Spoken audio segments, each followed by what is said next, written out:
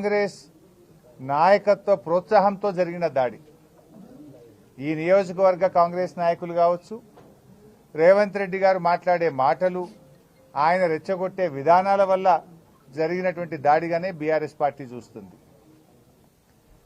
ఇంట్లో నిన్న ఎమ్మెల్యే గారు లేరు. అర్ధరాత్రి పూట ఇటువైపు అసలు వినాయకుడిని ర్యాలీ తీసే సందర్భం గతంలో ఎప్పుడూ లేదు. ఉద్దేశపూర్వకంగా దాడి చేయాలనేటువంటి సంకల్పంతోనే వాళ్ళు ఇటువైపు ర్యాలీని తీసుకొచ్చి మరి ఇంటి మీద పటాకులు కాల్చడము, ఇంట్లోకి పటాకాయల్ని విసిరేయడము, ఇంట్లో చొరబడి ఇంట్లో ఉన్న పిల్లల మీద దాడి చేయడం జరిగింది. నేను ఇప్పుడే ఎస్పీ గారితో మాట్లాడాను, ఐజీ చంద్రశేఖర్ రెడ్డి గారితో మాట్లాడాను. వెంటనే కాంగ్రెస్ గుండాలను అరెస్ట్ చేయాలని చెప్పి డిమాండ్ చేయడం జరిగింది. వీడియోలు చాలా స్పష్టంగా కనబడతా ఉన్నాయి.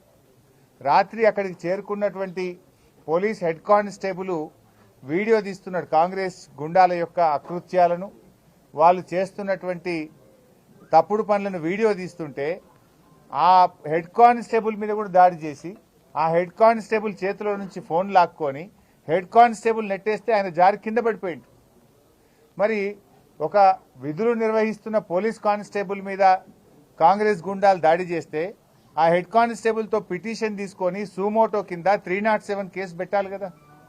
విధులకు, ప్రభుత్వ ఉద్యోగుల విధులకు ఆటంకం కలిగించే సెక్షన్ కింద క్రిమినల్ కేసులు వాళ్ళ మీద బుక్ చేయాలి కదా. ఎందుకు చేయడం లేదు అని అడుగుతా ఉన్నా.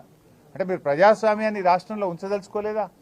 తెలంగాణకున్న మంచి పేరును రేవంత్ రెడ్డి చెడగొడతా ఉన్నారు. ఒకప్పుడు తెలంగాణ పోలీసులు అంటే అద్భుతంగా పనిచేసినారు. ఇలా పోలీసులు ఒక విషయం గుర్తుపెట్టుకోండి, ఏం రేవంత్ రెడ్డి శాశ్వతం కాదు, ఇక్కడ కాంగ్రెస్ నాయకులు శాశ్వతం కాదు. 10 ఏళ్ళు మేము అధికారంలో ఉన్నాం. ఏ ఎమ్మెల్యే ఇంటి మీదనైనా ఈ రాష్ట్రంలో దాడి జరిగిందా? 10 ఏళ్ల మా అధికారంలో ఎప్పుడైనా మేము ఈ రకంగా వ్యవహరించామా? అసలు ఎఫ్ఐఆర్ ఎవరైనా పిటిషన్ ఇస్తే 24 గంటల్లో ఎఫ్ఐఆర్ బుక్ చేయించిన సందర్భాలు ఉన్నాయి. కానీ ఈ ప్రభుత్వంలో పిటిషన్ ఇస్తే ఎఫ్ఐఆర్ చేయరు, ఎఫ్ఐఆర్ చేస్తే దొంగల్ని, గుండాలను అరెస్ట్ చేయరు. నేను ఈ సందర్భంగా మెదక్ ఎస్పీ గారిని హెచ్చరిస్తా ఉన్నా, తక్షణమే గోమారంలో కాంగ్రెస్ గుండాలను వెంటనే అరెస్ట్ చేయాలి. ఆ దాడికి ప్రోత్సహించిన వారి మీద కూడా కేసు నమోదు చేసి వారిని కూడా అరెస్ట్ చేయాలని చెప్పి డిమాండ్ చేస్తా ఉన్నాం. ఎట్టి పరిస్థితుల్లో దీన్ని వదిలిపెట్టాం. అవసరమైతే హ్యూమన్ రైట్స్ కమిషన్ పోతాం, నేషనల్ హ్యూమన్ రైట్స్ కమిషన్ కూడా ఫిర్యాదు చేస్తాం, అవసరమైతే కోర్టు మెట్లెక్కుతాం తప్ప వీళ్ళకి శిక్ష పడేదాకా కూడా వదిలిపెట్టాం. ఇప్పటికే ప్రజలు అసహించుకుంటున్నారు. ఇదేం ప్రజాపాలన? ఇది ప్రజాపాలన కాదు, ఇదంతా కూడా పోలీసు రాజ్యంగా మారిపోయింది, గుండాల రాజ్యంగా మారిపోయింది. దీన్ని చాలా తీవ్రంగా ఖండిస్తా ఉన్నాం. మా ఓపికకు కూడా ఒక హద్దు ఉంటుంది. మరి లేదంటే రేపు ఏం జరుగుతుంది? రాయలసీమ తరహా ఫ్రాక్షన్ రాజకీయాలు తెలంగాణలో మొదలవుతాయి. ఏదో కష్టపడి పోరాడి తెచ్చుకున్న తెలంగాణ, ఉద్యమాలు చేసి తెచ్చుకున్న తెలంగాణ, అభివృద్ధిలో దేశానికి ఆదర్శంగా తయారు చేసుకున్న తెలంగాణ, దీన్ని కాపాడుకోవాలనేటువంటి ప్రేమ మాకుంటుంది. తెలంగాణతో మాది పేగుబంధం, తెలంగాణ ప్రజలతో మాది పేగుబంధం. మీరేదో అదృష్టం కొద్దీ ముఖ్యమంత్రి అయింది, కానీ ఈ తెలంగాణ పరపతిని, పేరును దెబ్బతీయకండి.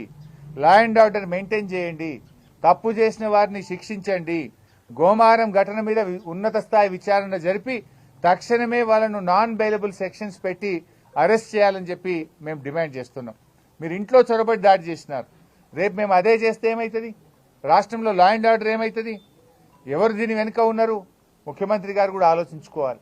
నేను డీజీపీ గారిని కూడా కోరుతున్నా, అది ఒక ఉన్నతమైనటువంటి పదవి.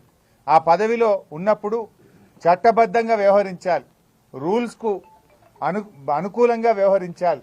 కానీ చట్టాన్ని ఎవరు కూడా అతీతులు కారు. చట్టాన్ని ఎవరు అతిక్రమించినా కూడా వారు శిక్షార్హులే. అది పార్టీలకు అతీతం, ప్రభుత్వ పార్టీ ప్రతిపక్ష పార్టీ కాదు, వారిని ఎవరినైనా శిక్షించి తీరాల్సిందే. ఐ రిక్వెస్ట్ ద డీజీపీ, ఇమీడియట్గా మీరు ఇంటర్వ్యూన్ కాండి, దీని మీద విచారణ జరపండి, ఆ కాంగ్రెస్ గుండాలను అరెస్ట్ చేయండి. పోలీస్ హెడ్ కానిస్టేబుల్ మీద దాడి చేసిన వాళ్ళను, ఆ దాడికి ప్రోత్సహించిన వారిని కూడా గుర్తించి వారిని కూడా తక్షణమే అరెస్ట్ చేయాలని డిమాండ్ చేస్తున్నాం. ఒకవేళ నిర్ణయం తీసుకోకపోతే బీఆర్ఎస్ పార్టీ ఎమ్మెల్యేలు అందరం డీజీపీ కార్యాలయాన్ని ముట్టడిస్తామని చెప్పి కూడా హెచ్చరిస్తా ఉన్నాం.